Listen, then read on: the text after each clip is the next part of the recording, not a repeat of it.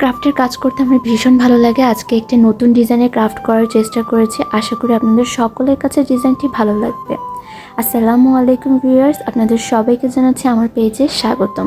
আজকের ক্রাফটের কাজটি করার জন্য আমি একটি হার্ডবোর্ডে 3 ইঞ্চি পরিমাণে বৃত্ত এঁকে নিয়েছি। এরপর কেচির সাহায্যে বৃত্তটিকে কেটে নেব। এখন এই বৃত্তটিকে আমি ক্লে দিয়ে আবৃত করে দেব। এক্ষেত্রে আমি একটি হালকা রঙের ক্লে ব্যবহার করেছি এবং বৃত্তটিকে আবৃত করে নিয়েছি।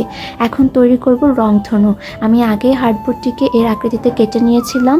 এখন রংধনুর 7টি রং দিয়ে আমি এটিকে আবৃত করে দেব। সর্বপ্রথম আমি ব্যবহার করেছি বেগুনি রং, এরপর নীল, সবুজ, হলুদ, লাল এবং কমলা। এর মাধ্যমে তৈরি হয়ে গেল আমার রংধনু। এখন আমি মেঘ তৈরি করে নেব। এর জন্য সর্বপ্রথম আমি হার্ডবোর্ডে মেঘের আকৃতি এঁকে নিলাম। এরপর কেচির সাহায্যে আমি মেঘটিকে কেটে নেব।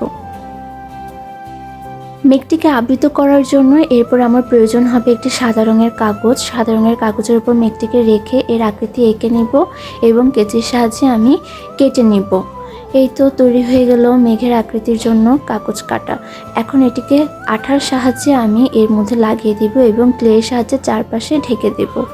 এরপরে আমি আমার ওই বৃত্তের মধ্যে রংধনুটি সেট করে দিলাম। মেঘের মধ্যে আমি একটু ডিজাইন করে নিলাম। এখন মেঘটিকেও লাগিয়ে দিলাম। এরপর এর গোল শেপের চারিদিকে আমি ছোট ছোট করে ক্লে দিয়ে বৃত্ত তৈরি করে নিয়েছি। এই বলগুলো এখন আমি লাগিয়ে দিলাম। এখনই দেখতে খুব সুন্দর লাগছে।